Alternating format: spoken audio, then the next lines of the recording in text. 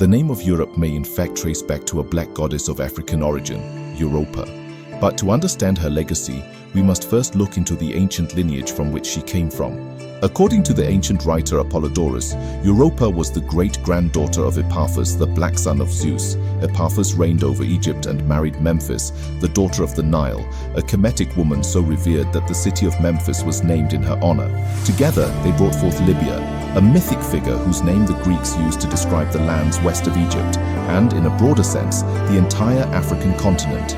Libya gave birth to twins by the sea god Poseidon, Agenor and Belus. Agenor departed to Phoenicia and reigned there, becoming the ancestor of a great lineage. He was the father of Europa, the Afro-Phoenician princess whose story would come to name a continent. According to Greek myth, Zeus kidnaps Europa and brings her to the island of Crete, never to return. There she becomes queen and bears him 3 sons, one of whom is Minos, the legendary king of Crete. The people of the island, later known as the Minoans, would go on to form one of the earliest advanced civilizations of the Aegean world.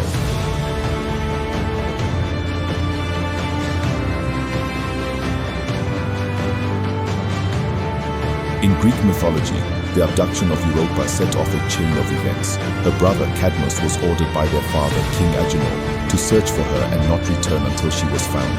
His journey stretched far and wide, becoming a legend of its own. Though he never recovered Europa, Cadmus was eventually transformed into a sea god, described in ancient sources as a black man whose body turned to serpent form. He is remembered as a civilizing figure, credited with founding Greek cities and introducing writing, weapons, and sacred rites to the Greek world. Yet, despite her mythology, the question of why the continent bears the name Europe remained a mystery, even to the historians and chroniclers of the ancient world. Herodotus admitted that no one in his time truly knew how Europe got its name. He speculated it might be linked to Europa, but strangely Europa never stepped foot on the European mainland, only on the island of Crete.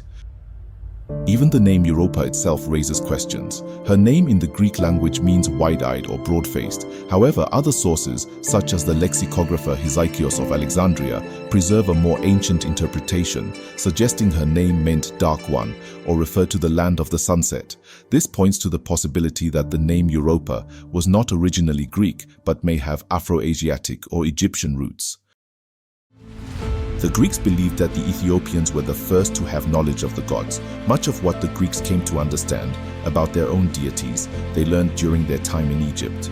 Within this cultural exchange, the story of Europa is not just a tale of abduction and transformation. It is a faded imprint of Africa's enduring influence, hidden beneath layers of retold myth. Behind the legend stands a lineage of black royalty, from Epaphus, the divine son of Zeus and ruler of Egypt, to Memphis, Libya, and Agenor of Phoenicia. Europa, far from being a passive figure, emerges as a symbol of cultural transmission, an Afro-Phoenician princess whose name came to define a continent.